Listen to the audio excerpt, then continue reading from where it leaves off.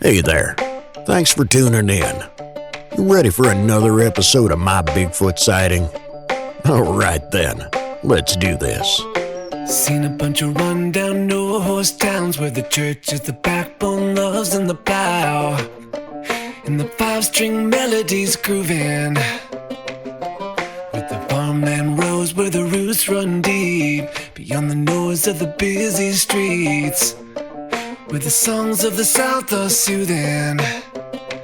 When I hear the front porch picking down, home rhythm ringing out, I don't run from banjo music. Yeah.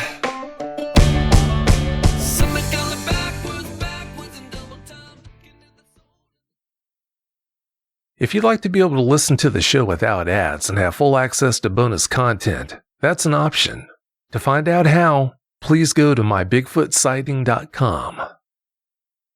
My Bigfoot sightings happened in the backwoods of Oklahoma. It all started when I was a young kid in Manford, Oklahoma, growing up out there. Spent a lot of time out there with my grandparents because my granddad and grandmama built a house out there back in the 60s. And growing up, I spent a lot of time out in the woods, hunting, fishing with my granddad. And he'd always tell me these stories about his buddy in the woods. And I always thought it was just some friend he had that lived out there. But, you know, he'd never really talked too much about it. Now, spending the night out there when I was a kid, probably, 7 or 8 years old, starting about that time, I started hearing these loud whoops at night. And it was all around. It always scared me to death. But my granddad always told me, oh, that's just my buddy in the woods. Don't worry about it. Well, how this whole thing started, the first time I ever saw one, I was 11 years old. My granddad had given me my own .22 to go squirrel hunting with. I had been out in the woods. I got out in the woods about 5 o'clock in the morning. Still kind of dark out, but the sun was starting to rise. And I was walking through the woods for about a good hour or two to find a good spot that I knew a lot of squirrels congregated in. I started getting this strange feeling like I was being watched, and I could not get over that unnerving feeling. Well, I put it in the back of my head and just said, forget it. And I had already gotten 2 squirrels at this point, and I had them hanging off my belt where I had little jiggy thing that I had them, hooked to. Well, I guess that attracted a cougar. Well, the thing about these cats is my granddad always told me that he hadn't seen these wildcats in a long, long time. Well, I'm walking along. I'm probably about a mile and a half away from the house, deep in the woods. And like I said, I feel like I'm being watched, and then I hear that cat scream. I already knew what cougars, mountain lions, whatever you want to call them, I already knew what they sound like. They sound like a dying woman screaming bloody murder. So that scared me. And of course, that coupled with the feeling of being watched really had me unsettled. Well, as I was walking along, something very unlucky happened. I got bit by a copperhead. Came out of nowhere and got me right above my boot in my leg. And I was trying not to panic because my granddad always told me, if you ever get bit by a snake, especially a copperhead out here, he said, don't panic. Just walk slowly. Well, I had already started panicking. I sat down against this tree and was trying to assess exactly where the bite was, and had an old bandana and I tied it above my leg. And about that same time, I see this mountain lion coming towards me. He is screaming and making all kinds of racket. And I fired my 22 at him a few times, and it just pissed him off really. Trying to get at me, and by this point I'm thinking I'm gonna die out here in the woods and my granddad will never know. Well, that feeling I had of being watched, just thinking back on it now, the state of mind that I was in, I was terrified. I thought I was about to die. I was just ready for it, and I had my gun pointed at this cougar, shooting at it, but it just did nothing. And all of a sudden, I hear what sounds like a bulldozer coming through the trees. And it came up from behind me. The cat, looked like a normal, like house cats get whenever they're scared. Well, all of a sudden, this big, giant flash of brown fur comes out of nowhere, picks up this cat, slams it against the nearest tree in one foul swoop. I'm shaking at this point, and what I can see in front of me is a tall, bipedal Sasquatch. That's just what it was in my head. But my granddad had always called them wood boogers. I hadn't heard the term Sasquatch till then, or, till later. But he always called them wood boogers or wood woes. Well, this big mass of hair and muscle just turns around, and I can see it's a female. And I'm sitting against a tree, and she turns around looking at me. I'm shaking right now, just terrified. And the strangest thing starts to happen. She is acting like she's trying to calm me down with her hands, and she starts making this like cooing noise deep within her chest. I still can't explain it to this day. I hear people talk about infrasound, and I'm guessing maybe that's what it was, because what it seemed to do is instantly calm me. And even thinking back on it now, it blows my mind that happened. Well, she eases up to me and looks at my leg and then picks me up like a baby and ran me back towards my granddad's place. We were about a good mile and a half in the woods. Now, by this time, I was coming in and out of consciousness, but I know that she was carrying me. And a lot of people say they smell horrible, but this one, she didn't smell horrible. She smelled like a horse, kind of. Like a mix between a horse that's been outside all day. She didn't stink. She had an odor to her. Well, she ran me back to my granddad's house, and I remember waking up with her holding me, and I'm looking at the house, and she lets out this really loud whoop. It felt like it blew my eardrums out, honestly. And I'm thinking at this point, oh my God, my granddad's about to freak out. He's going to kill her or something.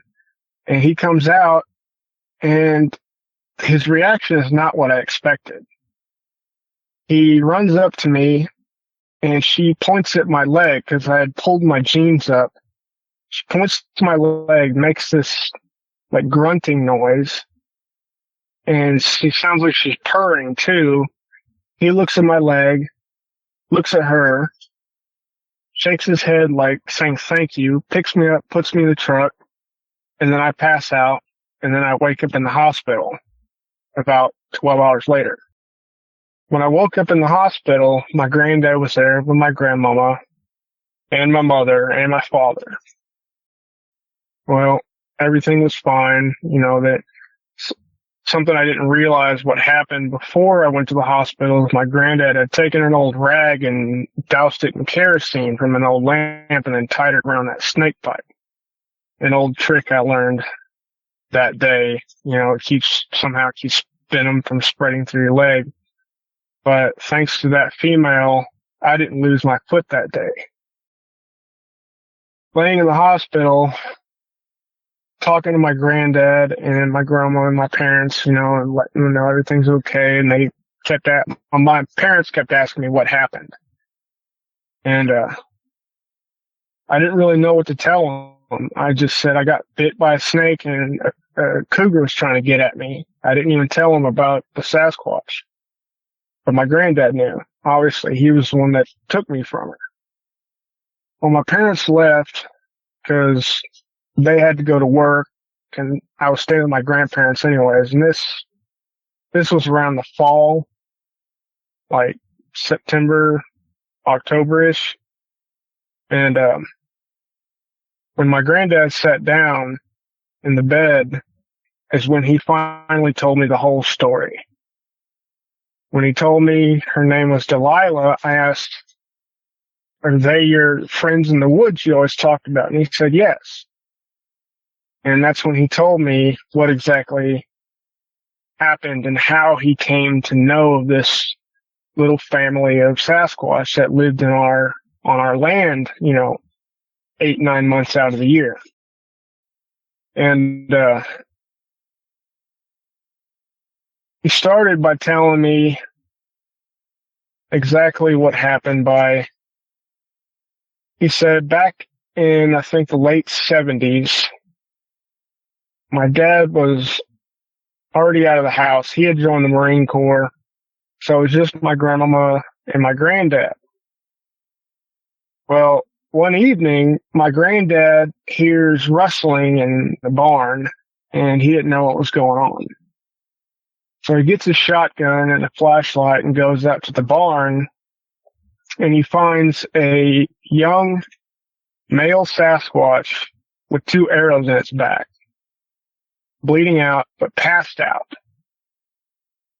And he described this male to me at the time when he found it. He said when it was laying there, he was able to measure it from head to toe, and he said it was only about 5'6" at this point, so it's still really young. And him and my granddad my grandmama were able to stitch him up, and they gave him some antibiotics that they had for the animals around his land, because my granddad did have horses and some cattle and chickens and whatnot. But after my grandma and granddad patched him up, they brought out some food. She said she brought out a basket full of veggies, and my granddad brought some deer jerky out to him, and of course water, and just set it out there waiting for him to wake up. Well, my granddad goes out the next morning, and he sees 2 men walking up to the house on his land. So these men are trespassing to begin with, and both of them have bows, and that's where he's immediately know that these guys are the ones that shot this thing, because when they walk up, of course, my granddad immediately says, "You're trespassing, you can't be here." And he said the first thing they asked was, have you seen anything strange? Any kind of weird creatures? And of course, my granddad denied it and said no. And he demanded they leave the property. Well, they gave him kind of a strange look, and kind of in front of the house back then, there was a lot of sand, because where my grandparents lived in Oklahoma, there's a lot of sandstone. There's a lot of woods, but you have sandstone here and there, and there's sand there. And there's a big footprint leading right to the barn. And of course, my granddad was, trying to get them off his land, and he finally was able to push them away and tell them just to leave. And after they left, he decided to go into the barn and check on this thing. And he told me he opened the barn door real gentle, and he sees him sitting there devouring the food that he had set out. And he said the strangest thing is, like, he opened the barn door and was trying to ease towards him, and this Sasquatch seemed to know that he's the one that helped him, obviously. And he said there's like this bond that seemed to immediately form. Well, over the next couple of weeks, the Sasquatch that he ended up naming Samson would stay in the barn during the day, but he'd go out at night, when he was able to move around more, and he'd always be in the barn in the morning when my granddad would get up. After about 2 or 3 weeks, my granddad goes out to the barn and he's gone. And he thought, well, I'm not going to see him again.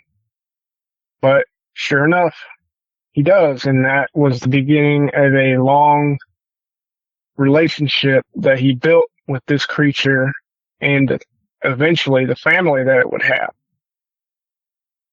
The female that I met, my granddad had told me that Samson had met Delilah sometime, obviously a couple of years after he saved his life, but he remembers seeing them together, and he didn't ever want to get too close, but he always set out, vegetables and whatnot from my grandma's garden at the edge of the woods. So there's this big old stump at the edge of the woods, and that's where they, leave vegetables or meat or something else to give to them, and it just started that long relationship. And I'm laying there in the hospital listening to all this, and it all starts to make sense. The sounds I heard in the woods growing up, the whoops, him always talking about his buddy in the woods, and come to find out what he had also told me. Well, let me backtrack a little bit. Whenever Delilah was carrying me through the woods back to my granddad's place, I noticed a younger one following us. And this one was about half her size. And to try to explain what these ones looked like at the time that I saw them, the female at the time was about 7.5 feet tall. And a lot of people say they have conical heads, but these ones didn't really have a conical head. They had a pronounced brow ridge, and I could see their ears. She had brownish red fur, and the one following her had a very distinctive hair. He was all like a dark brownish black, but he had this really light tan stripe that went up his belly all the way down to his back end. I ended up naming him Copper, and this is the young male that was following us when the female saved my life when I was 11. Well, my granddad went on and told me that they also had 3 little female Sasquatch. And he had named them all, Penny, Penelope, and Patty. He named all 3 females that. And then he had never really come up with a name for the young male because he was the youngest. And that's when I first saw him, was when Delilah saved my life. And I ended up naming him Copper because of that stripe down his belly and his back. But going forward, back to the hospital, we had checked out, and the first thing I asked was, can we see them when we get back to the house? And he said, yeah, we can try. I said, I really wanted to leave them a gift for doing that. Even my granddad wanted to as well. So we get back to the house, and my grandmama had all these vegetables because she had her own garden that she grew in the spring and summer, and she did a lot of canning as well. But we still had several watermelons in the fridge, and that were still good, and a lot of different veggies and whatnot. Plus, my granddad, like I said, he made deer jerky a lot. Where I made this big basket, and we put it out on that little stump. And I remember my granddad going out, putting that basket on that stump, stepping back about a foot or 2, and then letting out these loud whoops. He copied them, made the sound whoops. And then he'd say, Samson, Delilah, food.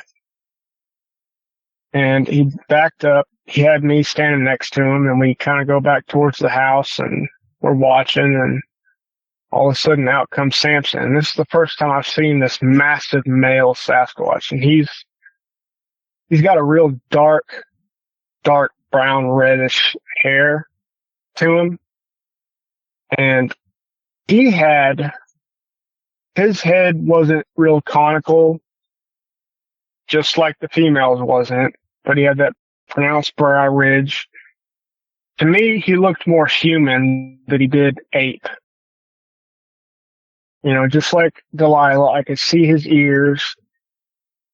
People say their arms, are super long and droop down to their knees, but him and her, their arms didn't fall that far down, Looking back on it and explaining just their general appearance, their arms came down to about probably the bottom of their butts. That's about how long they were, but their legs were really long.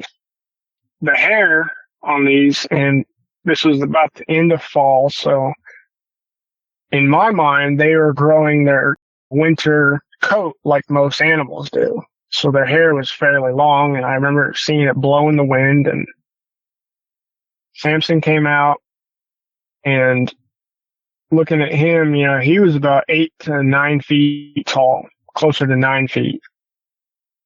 And Delilah, obviously, she was a bit shorter, 7.5 feet-ish. And they come out, and they look at us. My granddad waves to them, and for real, they both wave back like they're best friends, which pretty much they are because they've known each other for years and years. Well, they start kind of digging up the food, and all of a sudden I see 4 other little tiny, they're not tiny at this time. They're actually about my size at the time. I think I was about 5 feet, 5'1", 2 at 11 years old. The juveniles had came out. They were kind of hiding behind their mother, and Copper was hiding behind Samson, and the other 3 little females were hiding behind their mother, and they were peeking out. And the thing that really gets me in thinking back on it is how these creatures smile. Seeing them smile and open their mouth, of course, at first it kind of scared me when I saw Samson do it. But looking at it now, it just blows my mind to think that these creatures are more intelligent than we can possibly know. The young females were peeking out from behind Delilah, smiling at me, and I was, waving at them, and I was still super nervous because I see this massive male, he's still standing there.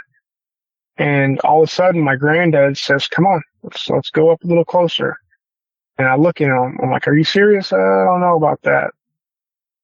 Well, we start walking up a little closer, and as we're walking up, they're keeping an eye on us, but Samson is pulling deer jerky out of that basket and, pulling parts of it, giving it to Copper, and he's eating some, and the females are eating out of the basket and all the veggies, and we get about 10 feet from them, and I'm as close as I want to get at this point. Like, I'm still pretty nervous. And all of a sudden, Samson starts lumbering over to my granddad. And I'm trying not to shake, and, I'm a little scared. My granddad keeps telling me, "Calm down, you just relax, breathe." And the same thing happened to me in the woods. He started making this cooing noise, like deep in his chest, and it just instantly calmed me down. I still can't explain it to this day. And I remember him walking up to my granddad. He put his massive hand on top of my granddad, and it made my granddad's head look like a baseball. Like, that's how big his hand was. And then he stepped over to me and touched my head and stepped back, but it was so gentle. When he touched my head, I was like, my thoughts was, he could just easily squeeze it and pop my head open. But he was really gentle. And Copper was behind him the whole time, acting like a little kid, poking his head around and looking at us and studying me. And Copper comes out from behind Samson's leg, and He walks up to me and takes the back of his hand and kind of lightly taps my chest. He does that 2 or 3 times. And I didn't know what to do. My granddad just said, just stay calm, hold your hand out, relax. And I had forgotten that I don't really care for deer jerky. I never had, but my granddad he did make me beef jerky, and I had a big old slab of it in my back pocket. I carry turkey around pretty much everywhere I went because I just love snacking on it. But I pulled that beef jerky out and I pulled the strip off and I held it in my hand, and Copper walks up to me. He's sniffing at it, and then he takes it out of my hand and starts eating it. And looking at these younger Sasquatch, it blows my mind. I know I've said that several times, but the way they acted and the stories that I've heard, recently and in the past of how some people will encounter juveniles and sometimes the encounter's good, sometimes it's bad. My encounters were always peaceful with these ones. And to explain how Copper looked, I explained how his hair looked, what color he was, and he was a spitting image of his father. I could see his little ears. His hands at the time were about the same size as mine. His face was not covered in hair, but everything else was. Looking down at his feet, the bottom of his feet weren't covered in hair, but they were kind of like the pads of a dog almost. I don't know how else to explain it. I remember seeing the bottom of their feet, and they just looked like the pads that are on the bottom of a dog's foot. But their hands, they looked like ours, except the rest of it's covered in hair, and the palm is free of hair. And that whole experience that day really blew my mind. Because this whole time, before I met Delilah in the woods, I always thought when my granddad talked about the wood boogers, he was just pulling my leg. He never did say his buddy in the woods are wood boogers. It was always 2 separate things. That's what I always thought. He always thought he had, a human buddy that lived in the woods, and that was that. It didn't dawn on me until that day that Samson was his buddy in the woods.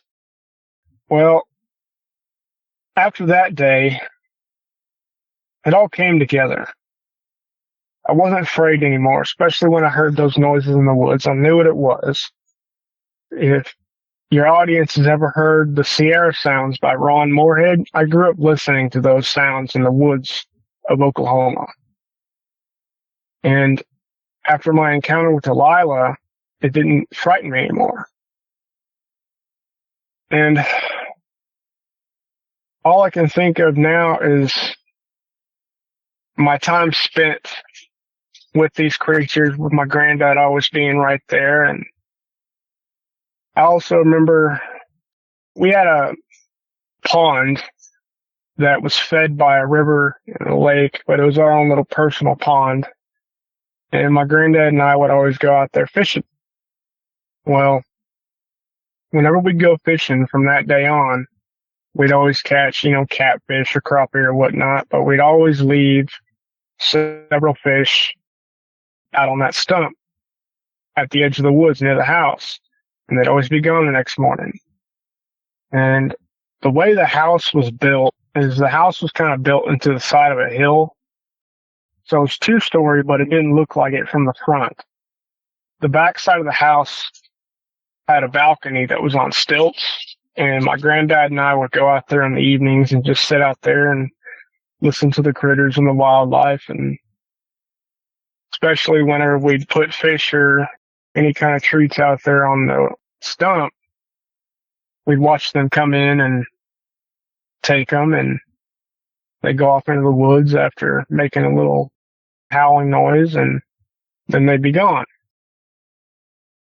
I'm trying to think of other experiences I've had that really stick out, because I spent 7 years in those woods always hunting, going out, and they were never very far.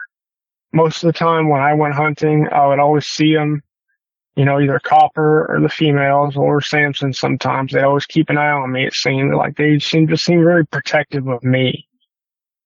And it all came to a head one day. Actually, I was 15, and it was in November, it was deer season, and I was out hunting. I didn't hunt out of a blind or a tree stand. To me, that's not hunting in my book. But I was creeping along, and I knew Samson wasn't too far from me because I can hear him tromping through the woods. It's so strange because he can be quiet as the dead when he wants to be, and so can the other ones, but it's like he wanted me to know he was there. Now, where my granddad's house was and all his land in Oklahoma, I hadn't seen a black bear ever, except this day. And I had my Model 3030 that my granddad had bought me, and I was stalking this really nice buck. And all of a sudden, I see this black bear charging me. And I chamber around into my rifle, point, and before I can even pull the trigger, Samson runs up to this bear. Just thinking back on it now, it cracks me up the way this happened, because it was like a football tackler hitting somebody really hard, because he hit this bear and it looked so small to him, like a dog almost, and he kicked it and it like rolled a few times and then took off. And that's the first and last time I ever saw a black bear in those woods. And I was able to get that deer, and whenever I did shoot the deer, I was probably about, half a mile from the house. And my first thought was, crap, how am I going to get this thing back to the house? Because I didn't have my four-wheeler on me, and my horse was back in the stable. And I was thinking, maybe I could get one of them to help me. And I let out that whoop noise like my granddad always showed me, and I heard him do. And out comes Samson. Just him alone. And he walks up to me real slowly. I point at the deer, and I'm trying to play charades with him, asking him to, help me. And it's like I didn't even really have to do anything. He just picks the deer up and then walks back to the house with me. Drops the deer on the porch. I say thank you, and he turns around, walks right back in the woods without saying a thing, making any noise whatsoever. It's the strangest thing. But my granddad had come out to help me dress out the deer, and first thing we did was we cut off one of the legs after he skinned it, and we left that out on a stump at the edge of the woods as a thank you. Growing up out there, my granddad always deer hunted, and I always seen him do that. He'd always leave a deer leg or a haunch on that stump, and he would never let me look outside at night when I was real young, and I think that's why he didn't want me seeing them and getting really terrified. And every time I asked him, well, why are you leaving that part of the deer out there, Granddad? And he said, I'm just leaving it for my buddy out there in the woods. That's all he'd ever say. And, went on like that for a couple of years. And I remember when I was 16 or 17, we were having a real rough winter, and my grandparents didn't have a lot of meat in the freezer, and they were real low on money. And my mother and father, of course, they offered to help, and my grandparents, being prideful as they are, they said no, thank you. And I'd gone out that weekend to spend with them, because this was in late October, early November, but it was already starting to snow real hard.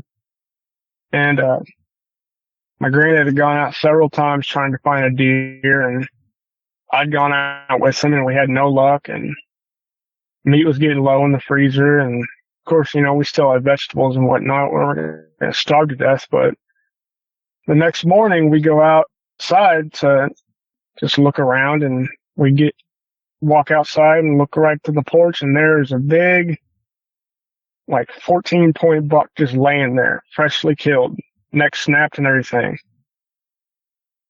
And my first reaction was to look to the woods, and sure enough, I see Samson and Delilah look at us and then turn around and walk back into the woods. So they fed us that time, and there's a lot of things that they've given us after we've, gifted them things. And looking back on some of the things that they've gifted us, I remember it was probably spring, because Samson and his family, they would leave probably like mid-December. It wouldn't come back till late March, early April. We had no idea where they went. I later learned that, of course, Sasquatch are migratory by nature and they move around. But I always wondered why they left, because about, 3/4 of a mile behind the house, there was this little cave system. And I later learned that that's where they lived.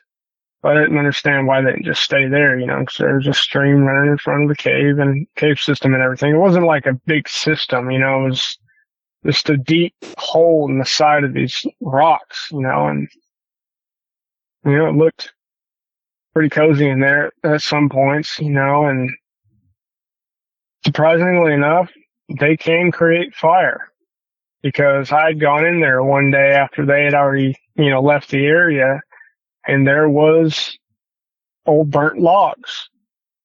I didn't know what they were starting a fire with, but I knew they could start fires.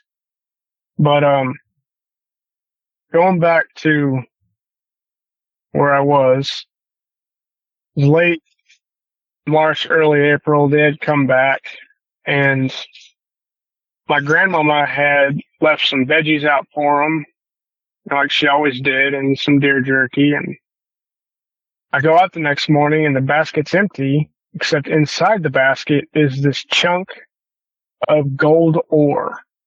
And I'm thinking it's iron pyrite, what people call fool's gold. But it still had a yellowish tint to it. And it was, kind of chunky and looked like rocks and gold mixed together. But I took this big chunk to my granddad, and his eyes got huge. And he's like, "Where did you get this?" I said, "Well, one of them left it for me. I think it was Samson." And he had a little steel shop out in his garage at this point, and he was able to melt it all the way down and got about 8 pounds of gold out of this chunk that they left us. And they'd leave us crystals, and they'd left amethyst before and different kinds of gifts, and it's the strangest thing. And I never knew where he found it. And believe me, I looked all over my granddad's land. And that's when I'm thinking they had got it somewhere else, another state. Maybe they went to Arkansas or some other place like that to migrate. And that's, they came back, to Oklahoma when they're done. And that's where they got it. But I'll never know. So my granddad was able to melt that down, and he put it in a safety deposit box for me, and still got it to this day. And it's crazy. Think about that, and all the experiences I've had growing up with them. And I think it all came to a head when I was about 17. I just joined the Marine Corps, the delayed entry program, so I didn't graduate high school yet, so I hadn't gone to boot camp yet. And now this part's a little dark, but throughout the area where my granddad lived, he had his land, and of course, the closest neighbors were a mile, 2 miles down the road. But people around the area kept reporting that their livestock had been getting killed. Chickens killed, taken. One of the old boys down the road had gotten 2 calves taken and killed. It all came to a head when my granddad goes out and he finds one of our calves is dead, with some of its guts eaten out and several chickens missing. And he's thinking, this can't be Samson or Delilah because they've never taken livestock from us. Like, we've given them eggs and whatnot, but they never steal them. And my granddad and I, we sit on the porch one night. It's probably about 6 o'clock and the sun was just going down, and we both had our rifles. He had his 300 Win Mag and I had my 30-30, and we were thinking maybe wolves did it. I don't know. But we hear what sounds like a bulldozer, several bulldozers going through the woods, screaming, hooting, hollering, making all kinds of racket. And we look into the woods, and the light's starting to fade, and we can see Samson chasing after these two other Sasquatch that we did not know. And these ones were black-haired Sasquatch, and they're a little bit smaller than he was, but not by much. And, a lot of people will say, oh, you're lying about this, but, hand to God, what happened next, I will always remember. These two were running towards our house. They had, now, going back, a few nights in the past, we'd hear, something smacking on the side of our house, driving my grandparents crazy. And then it all came to a head when we started losing livestock and sitting out on the porch. And that's when we seen Samson chasing these two towards the house. He stops at the tree line while these two are barreling towards the house. And the looks on these things' faces is just pure rage and hatred. They see me and my granddad and zero in on us, and they're running full tilt at us. And before I can even say anything, my granddad takes aim, fires, pulls his bolt back, and shoots again. And I look down and I see these two Sasquatch that were running full choke at us. They hit the ground and slid a few feet. And I'm thinking to myself, Granddad, you just shot those two. What are we going to do? Are we going to tell anybody? And his first response is, do not tell a soul. And I'll go back to that here in a little bit, but we left them there in the yard because we thought Samson or Delilah would carry them off because we didn't know what they did with them. And we go to bed, and the next morning we get up and they're still out in the yard. And, my granddad's neighbor had called asking what the shooting was, the night before. And he told him some crazy story about, having to shoot coyotes or whatnot. And so anyways, he gets up and he says, we got to go bury those things. We can never tell anybody about it. And I'll tell you why later. So we get up and he gets his tractor, goes out about, 1,000 yards behind the house in this little clearing, digs an 8-foot deep hole, and I noticed Samson and Delilah and Copper and Patty, Penelope, and Penny are all watching us. And by this time, Copper and the other younger female Sasquatch, they're all about 6 feet tall at this point, so they're getting bigger. And they're watching my granddad dig this hole, and when he gets done, he goes to put a chain around the next closest one's leg, and before he can even do that, Samson and Delilah walk over as calm as can be. They both grab one of the rogue Sasquatch and just pushed him into the hole.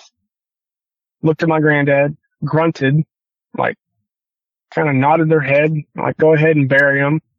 And they stepped back into the tree line and they watched as my granddad filled that hole in. And thinking back on it now, that's why I have the solid belief that the reason people don't find bones of these creatures is that they do bury their dead. That's the only logical conclusion I can come up with, because these creatures do exist, and some of them are docile, while others are straight up monsters. And going back to the reason why he had told me we can never tell anybody was when I was about 15, 16 years old, my grandmama had gotten a really nice, expensive Nikon camera. And back then, It wasn't digital or nothing like that. You actually had a roll of film that you had to take into the photo center and get them printed out and everything. And she had gotten several clear pictures of Samson, Delilah, and the younger ones. I mean, super clear pictures, right up close. And she'd gotten several of them, especially while they were eating from her little basket.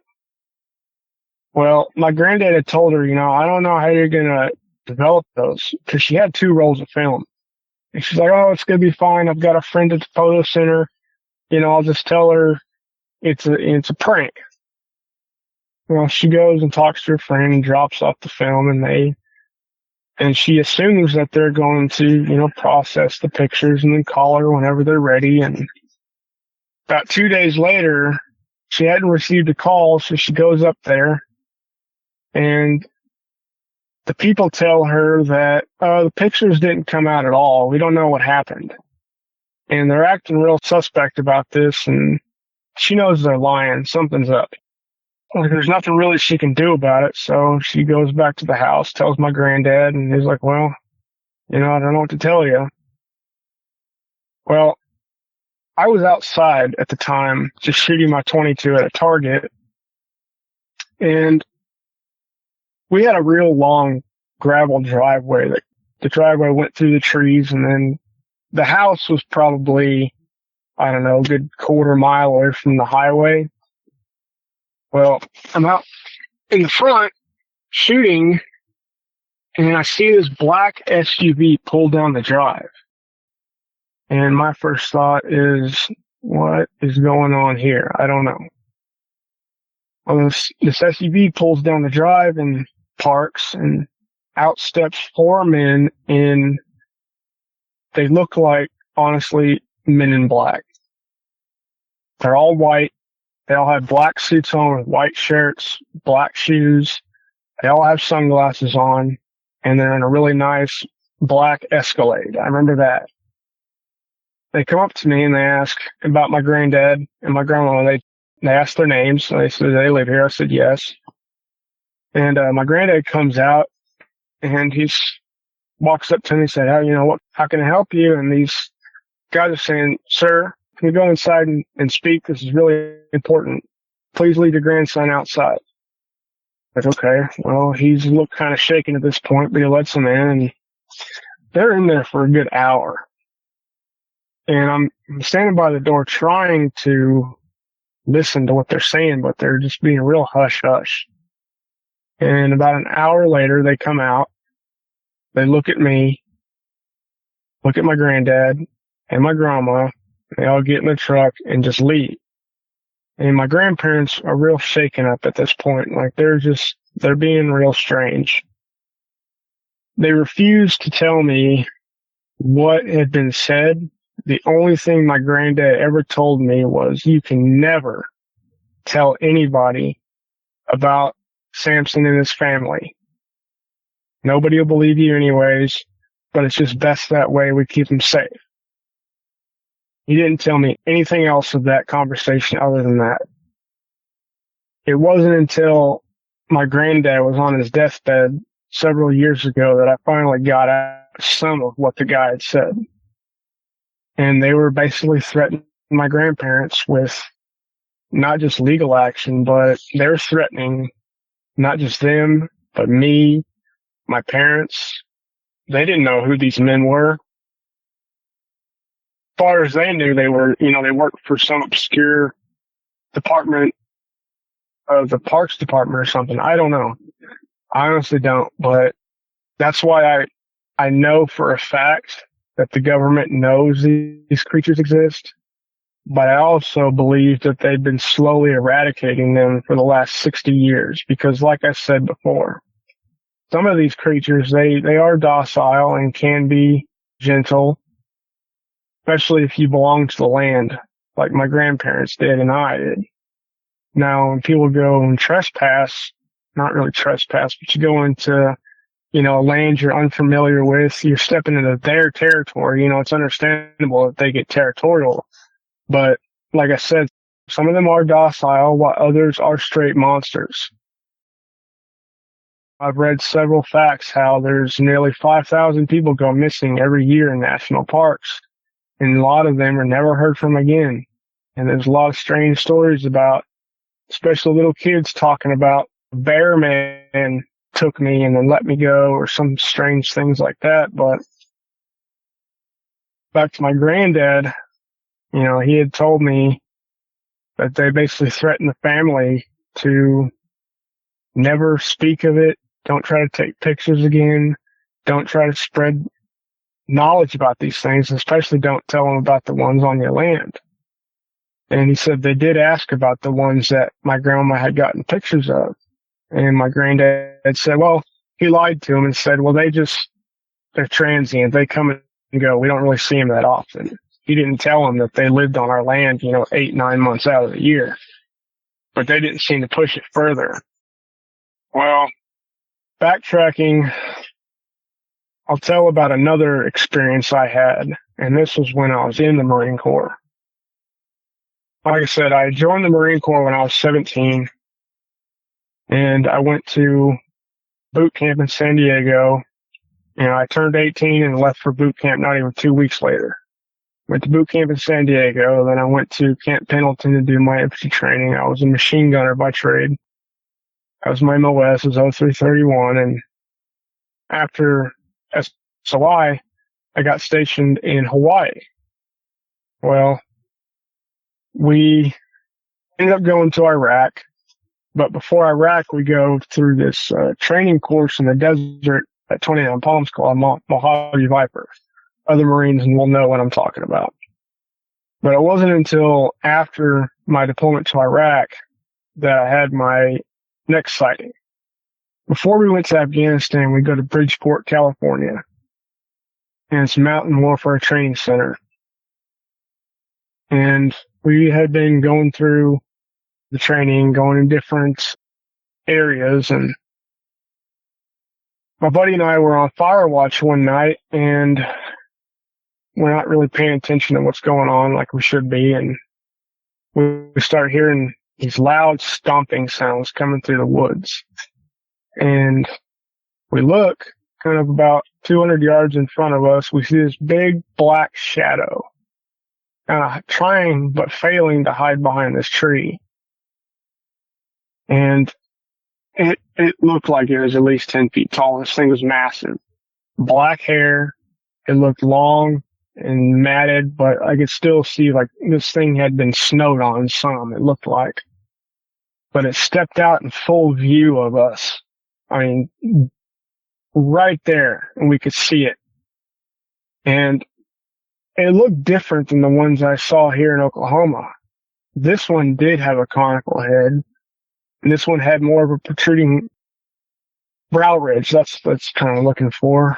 And it had this weird underbite. It looked like it had fangs, honestly. And I didn't know what to think. My buddy and I, we are both frozen solid at this point. We don't know what to do. And it's just looking at us, kind of swaying side to side and looking at us, and we're looking back at it, and my buddy shines his flashlight in its face, and that just set it off. It smashed this tree, threw a branch at us, and almost hit him, and then it just took off into the woods again, and we never saw it. And that whole experience right there was just odd to me, especially how the way I grew up and the family that I had been interacting with. And that's where I came to the conclusion that some of them are docile while others are straight monsters. And I really, truly think that one would have killed us if it had the chance.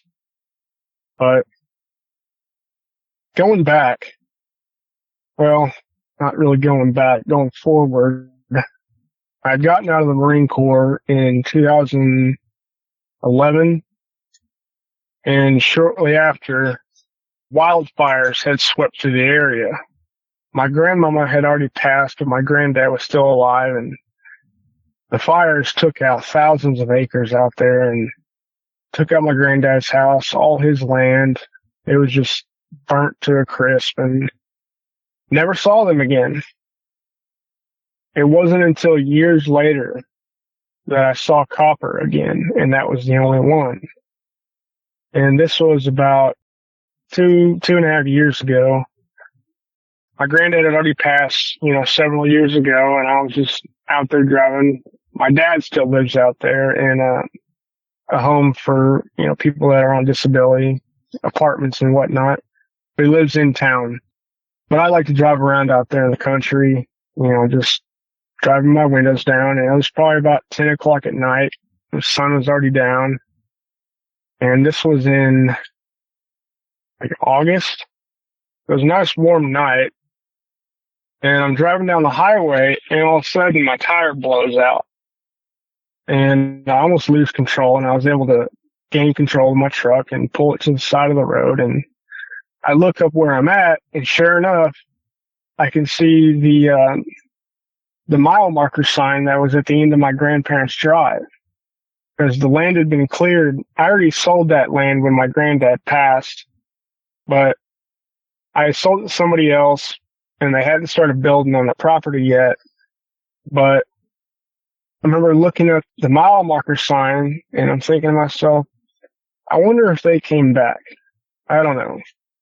But I wasn't going to make any loud whoops or any of that in the woods, and I just started changing my tire. Well, the strangest thing is I realized that I didn't have my vehicle jack to jack the back end up. I didn't really have anybody to call, and all of a sudden it sounds like something big is walking through the woods. And I was thinking to myself, it can't be.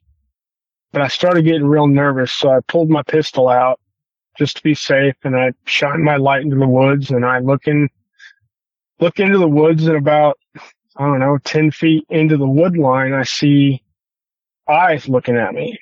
They're green, not yellow or black or anything. They're green. But I notice his head, just looking into the woods, looking at him, I notice his head, and I notice his chest, and I see that tan stripe going down his shoulder, up from his belly to his shoulder. I already knew it was Copper. And I said, Copper, is that you? And he popped his head out real quick, sniffing at me. Nobody is on this highway at this point. And he comes out real slowly. He's sniffing the air and looks at me, and it's like a bell goes off in his head, and he realizes who it is. It's me. And he spiders up to me real quick, and that's something strange I didn't mention before, is that sometimes they'll run on all fours, and it's the creepiest thing you'll ever see. But he had crabbed up to me real quick and stood up. He didn't touch me or push me or anything like that, but he crabbed up to me and then stood on his 2 feet. And at this point, I hadn't seen him in years, and he's towering over me. I'm guessing nearly 9 feet tall at this point, but I know it's him. And he gets close to me, and he's sniffing my hair, and he does that thing he did when he was a youngin', takes the back of his hand and lightly taps my chest and kind of makes these noises from inside his chest that I still can't really imitate. But to me, it felt like he was happy to see me. That's what he was giving off. And I was thinking, man, there's no way he could help me change a tire. He's a Sasquatch. Well, surprisingly enough, I was able to kind of mimic what I wanted him to do. I was for real able to get him to lift up the back of my truck while I changed that tire out real quick. The funniest thing is when I changed that tire out, I got all the nuts on, and as soon as he dropped it, here comes a truck coming down the road. He was going way too fast. He turns around, Copper does, and then darts into the woods. And about that time, this guy is starting to pass me, but he slams on his brakes and pulls out right behind me. And he gets out of his truck. He's like, what was that? Did you see that in the woods? What was that just ran into the woods? And I was like, what are you talking about, man? I don't know what you're talking about. He's like, I just saw something big and hairy run into the woods. You tell me you didn't see that? I was like, no, I was changing my tire. I don't know what you're talking about. He was getting visibly upset because he knew I knew what he saw. But Copper started throwing rocks at him, making these loud, not really loud, but these low, like growling noises, scaring the crap out of him. And he gets up and bolts out of there, gets his truck, and peels out of it without saying another word. It was just comical to me at that point. And anyways, Copper comes out, and we never was able to really talk to each other, obviously, because they can't speak English. They have their own language. But him and I were able to work out hand gestures between each other. And I was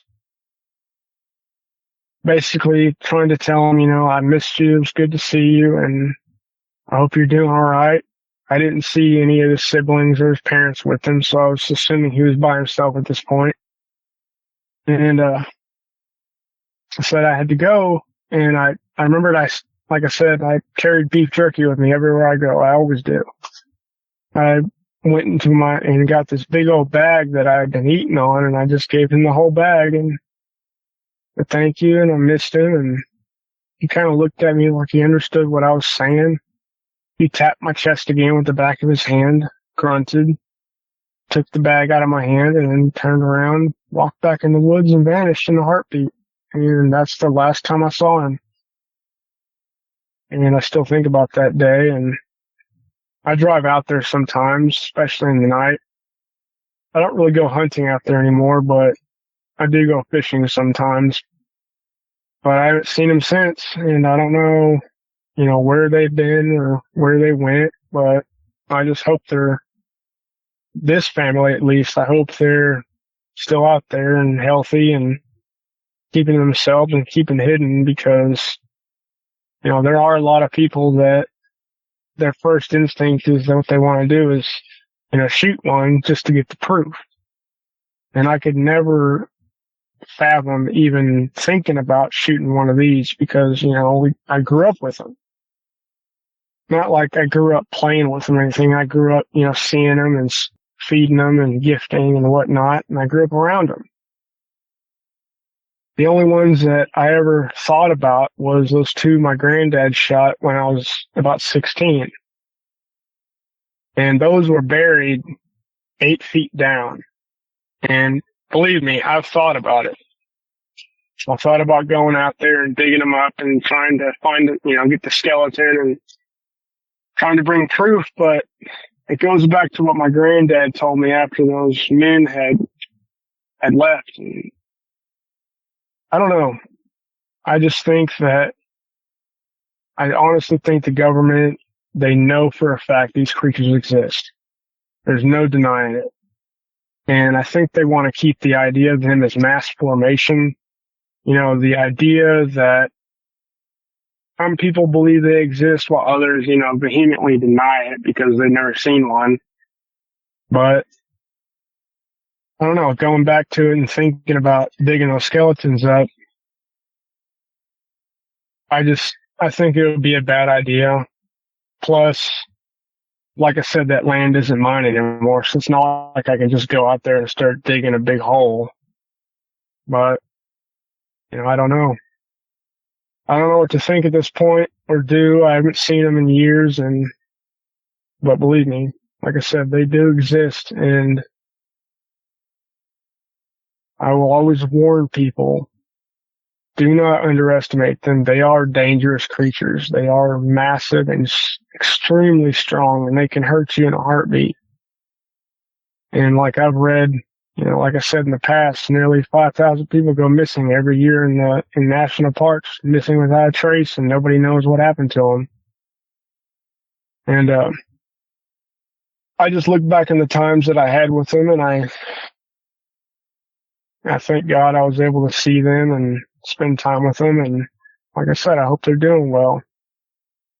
The idea of these creatures and their existence, I honestly don't know what they truly are.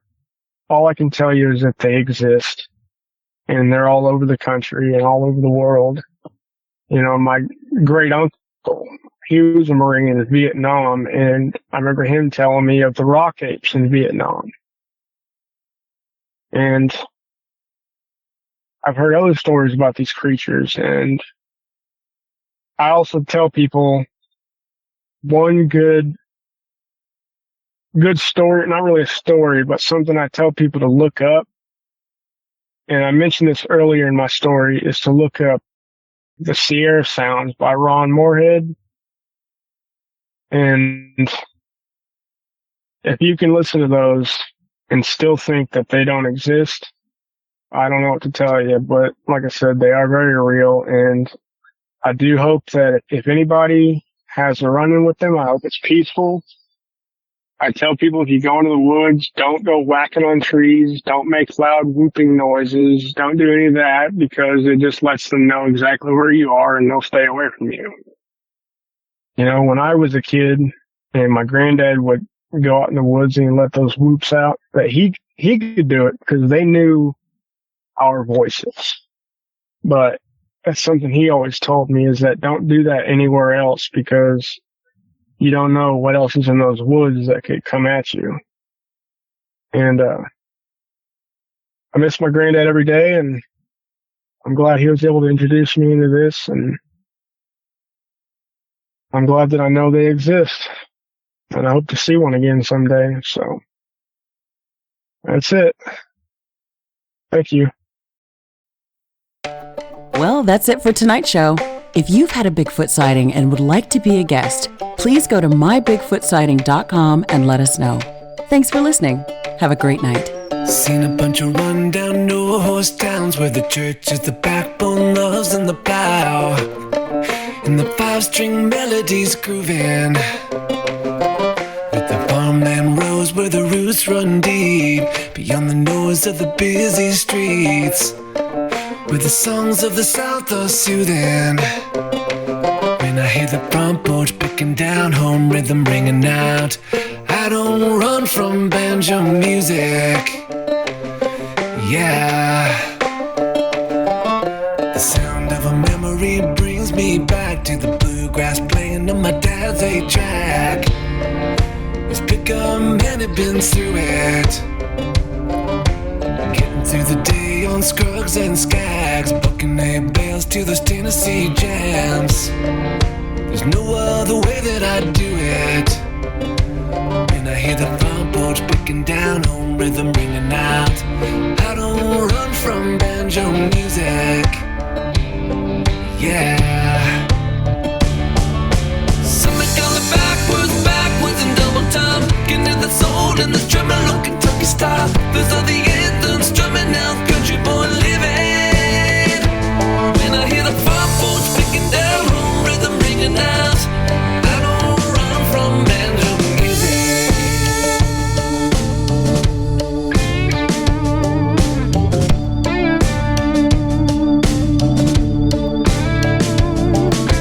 Pace of the city life drives me wild. The only tune is the cars rushing by, with the bass on the stereos booming. When I hear the front porch picking down, home rhythm ringing out, I don't run from banjo music. Yeah. Somebody call it backwoods and double time, looking at the soul and the tremolo Kentucky style. Those are the anthems strumming out, country boy living. When I hear the front porch picking down, home rhythm ringing out, I don't run from banjo music.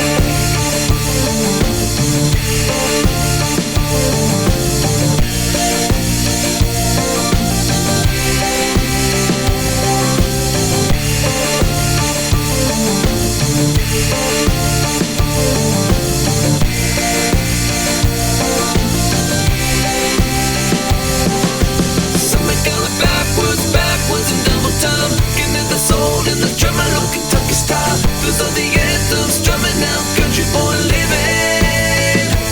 When I hear the front porch picking down, home rhythm, fried chicken, porch swing, mama's best sweet tea kind of sound.